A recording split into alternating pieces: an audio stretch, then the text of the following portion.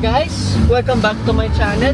So I'm currently sitting here in the all-new 2024 Chery Tiggo 5X Pro Hybrid. So yes, I'm finally getting to drive the all-new Tiggo 5X Pro Hybrid. I know a lot of you anticipated this crossover from Chery, and I am too excited to drive one of these. So I'd like to thank everyone here actually at Chery Auto Philippines for their event here at SM Mega Mall. So I'm here at the first day, and there'll be a lot more performances here during the weekend by the time this already has posted. As well, if you want to buy a Chery here, there are a lot of promos, discounts here. So check them all out here until Monday. Chery are showcasing the all-new hybrid models with the Tiggo 7 Pro, this 5X Pro Hybrid, and the one I've been wanting to drive for almost 2 years now, the Tiggo 8 Pro 8E Plus. So I will do a review of the two, don't you worry about it. So let's start here first with this Tiggo 5X Pro Hybrid. So sorry for all of the background noise, the lights. Yes, it's an event. So anyways, being a facelift model, you get a new face. As well, you get the new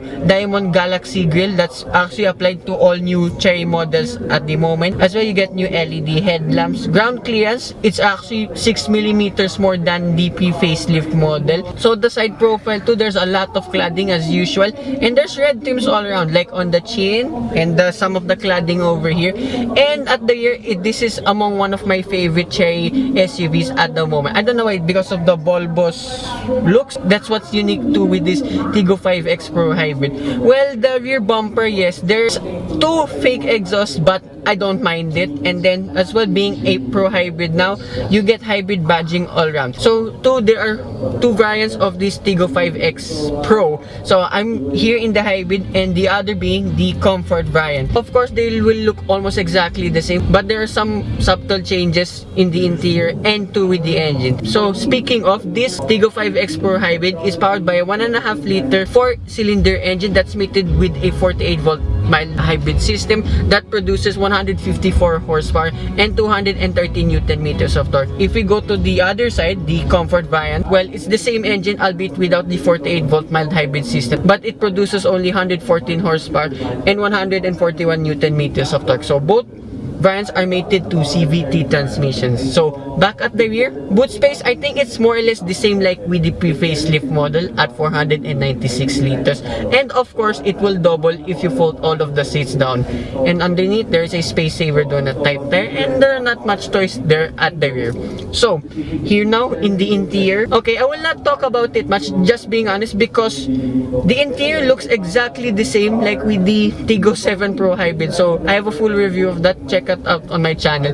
Like literally, it's like a copy paste from that car into here. I mean, it works, I have to say, with this 5X Pro Hybrid. I did say too in the Manila International Auto Show, I missed the integrated infotainment system. So this one's just like with the 7 Pro Hybrid. It's kind of looks like a tablet that's been just put on the dashboard. So here in the door card, we have the two-tone black and red color scheme for the leather. There's as well soft, I mean, they're literally the same. I mean, the buttons here on the left side, the steering wheel too is exactly the same. It's chunky, more on the durable side of things, however it's still nice to the touch. And then here on the left side, you have your cruise control functions, and then the right side, you have your phone connectivity buttons. And then below the infotainment system, you have your physical buttons for your infotainment system and touch sensitive controls for your climate control. Here in the center console, your gear shift, auto hold function, electronic parking brake, and underneath too, surprisingly, you have two USB ports, a 12-volt socket, and more storages underneath. So phones will be perfect there down below. So here in the center console box, okay, there's a cooling function underneath, and then there's this movable tray with two cup holders, and that's pretty much it. So the space is as well excellent. And two, the seats looks exactly the same too like with the 7 Pro Hybrid. As you can see from the bolster, it's more on the sportier side of things, surprisingly, but it's still comfortable nevertheless. As well, you get electronic adjustments for the driver's seat only. Yes, this one is still manual.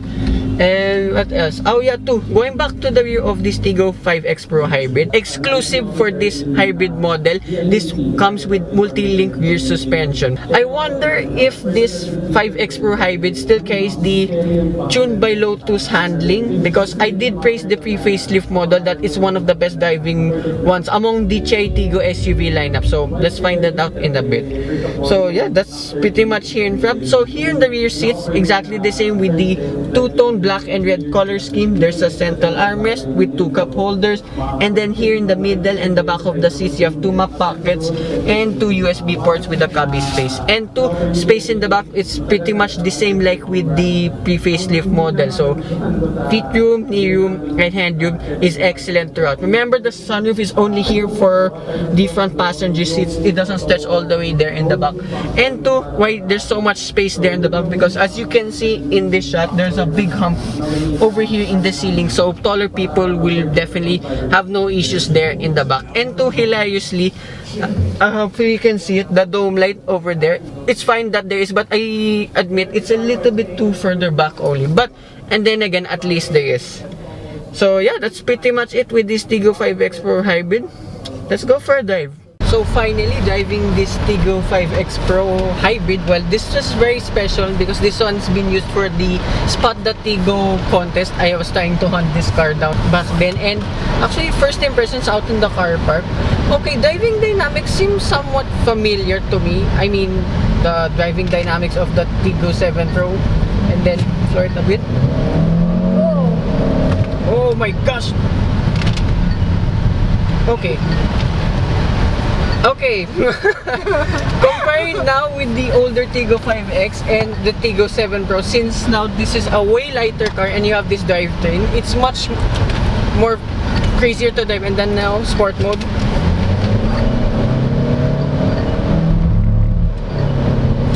Oh my gosh, that's so good. Wow. Right, as well, like what I said too before, even though this is only what a mild hybrid, the driving dynamics of this is actually pretty crazy. And wow, of course, this being a way lighter car now than the Tiggo 7 Pro with this drivetrain, let's not forget, yeah, the performance of this is wow, crazy, I have to say. And to this is what's nice to compare with the older Tiggo 5X. Only 5X. Remember, the pre-facelift model did not have the Pro variant. I would say this is much lighter on its feet. And 2, with the suspension, of course, just driving it here around Ortigas Avenue, around SM Megamall, even though around bumps, rumble strips, the suspension of this is still among one of the best. And my case will still stand from the pre-facelift model. This is among one of the best driving Chery Tiggos in its class. Well, in the entire lineup of Chery SUVs. And 2, I'm very curious if this is still the Bluetooth tuned suspension.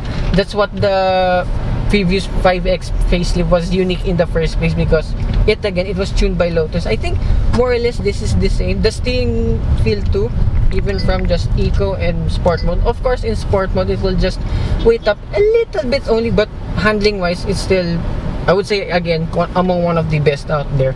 And then acceleration is pretty amazing. I mean, I floored it immediately because already here it's already traffic. Yeah, off the line and handling again, it's really good. I think this is one of the peppiest Tiggo SUVs out there. I mean, of course, I did like to the 7 Pro Hybrid, but this one, I would say this is on another level. I just enjoyed the little sprint here and there. So since we're stuck here in traffic, so comparing with the non-hybrid variant, of course the side profile is different. As well, you get different sets of wheels. To be honest, I prefer the comfort set of wheels than this hybrid.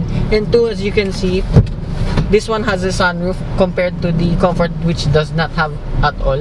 But I would say overall too, in the interior of the non-hybrid variant, it's actually still pretty good. But it's so hilarious though with the non-hybrid that the comfort has a bigger gear shift compared to this one. And then here, little sprint. Wow, you get pushed back in your seat actually. Oh wow. And then brakes too. Okay, pretty good too. Even though this is a mild hybrid, the brake regeneration, it doesn't affect the brakes whatsoever. So okay, again, overall driving dynamics is good. So again, back with the comfort variant, so I did notice comparing with the exterior and the interior of this, there's less red trims from this hybrid compared with the comfort. Here in the infotainment system and the instrument cluster, since I wasn't able to demo it earlier, yeah, it's literally copy paste from the Tiggo 7 Pro, and 2 with your infotainment system with Apple CarPlay and Android Auto finally. And 2, just here sprinting around in Ortigas Avenue, I'm just been averaging 13 liters per 100 kilometers, which is actually pretty good. Remember, this is heavy traffic and with my driving style too. So driving this a bit more just off camera, I did notice again the advantage of this multi-link rear suspension. So over bumps and humps, I mean, it's so comfortable. I mean, the NVH2 actually here improved from before too, and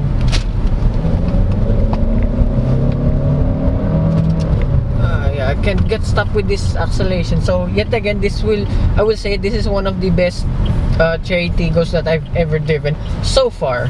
And then for your around view camera, your 360-degree camera, the reverse cameras, they're all excellent throughout, and nothing else to say much. So just check out my 7 Pro hybrid review. I demoed the infotainment all there too. So a little bit more differences I discovered too compared with the Tiggo 7 Pro. So of course this one, I literally said earlier, this one's a copy paste of the 7 Pro. However, there's just subtle changes here too with this 5X Pro. So here in the center console, going back, I noticed there's no more toggle switches here like with the 7 Pro. So at least now, compared with the 7, there's no more blank buttons here whatsoever. So literally everything here in the center console, and here too in the steering wheel, everything has a function. Well, just one button, but it's fine anyways. And two, this has adaptive cruise control adaptive cruise control too. So that was not present too in the pre-facelift model. So good addition too with this. And for the comfort variant, you only get cruise control, but hey, at least there still is. And I actually demoed that too with the pre-facelift model. So check that out too on my channel. So here, over uneven pavement, rough surfaces. Look, there's not much suspension fad, and then not much tire noise too, even though I was holding this around. Yeah, look at that.